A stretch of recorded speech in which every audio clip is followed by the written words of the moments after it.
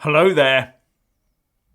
With the Sun and Daily Mail coming out in support of Theresa May, can she now afford to relax a bit?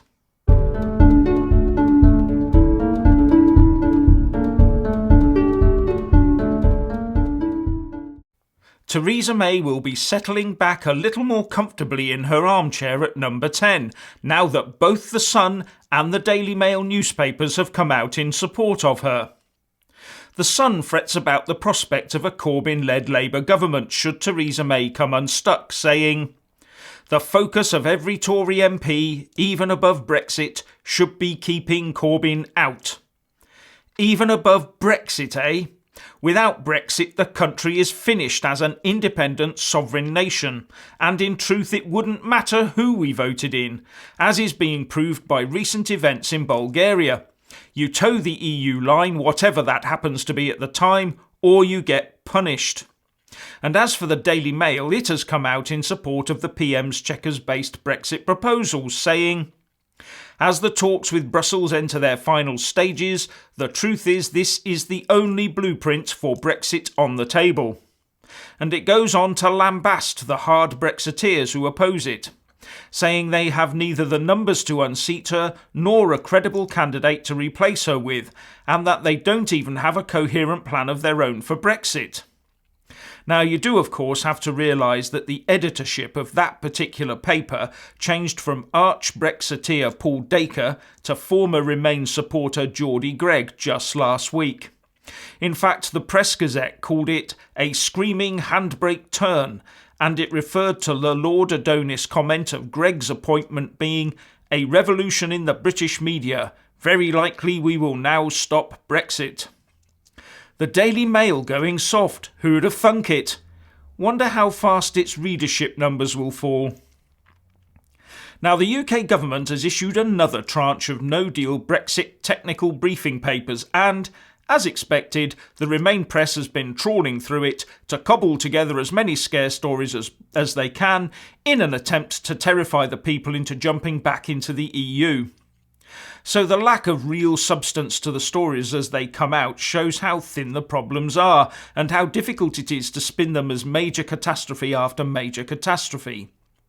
One big headline is that UK cars will never be able to be sold into the EU ever again, or that's what the Remainers would try to have you believe. But the technical briefing paper on this does give some guidance and says that further information will be forthcoming. It also points out that there are existing procedures in EU law for manufacturers to get vehicle type approval for the EU. Of course, the UK government has said that we will continue to accept EU manufactured cars, so the EU can just keep sending their vehicle exports into the UK. And I must point out that in March this year, the European Automobile Manufacturers Association did report that 800,000 of our vehicles went to the EU in 2017, and that 2.3 million EU-made vehicles came our way. One of the other big scares is that the UK driving licence may, and I stress the word may, not allow you to drive in the EU after Brexit in the case of a no deal. The technical briefing paper says, your driving licence may no longer be valid by itself when driving in the EU. If you move to another EU country to live, you may not be able to exchange your licence after the UK has left the EU. However, a Guardian headline says may, but the text inside it says, UK driving licences will not be valid in the European Union if no Brexit deal is agreed. But of course, as ever, this is one-way traffic, as EU drivers can just keep coming here with no restrictions, deal or no deal. Another scare is that if you have fewer than 6 months left on your passport, you may be refused entry into the Schengen zone. It would seem sensible not to travel abroad unless you had at least that, wouldn't it?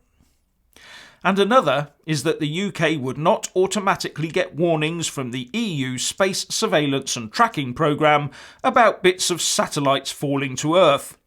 But as the technical paper points out, the UK will continue to receive space surveillance and tracking data from the United States of America.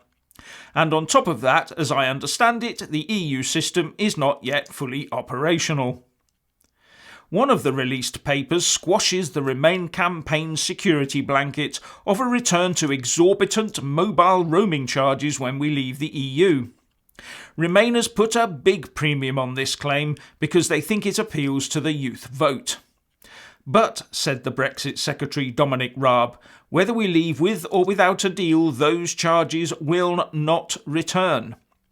2 big mobile operators have signed up to this and, if others won't, they will be forced by new laws to cap them in line with the EU limit of €50 a month when abroad, said Raab.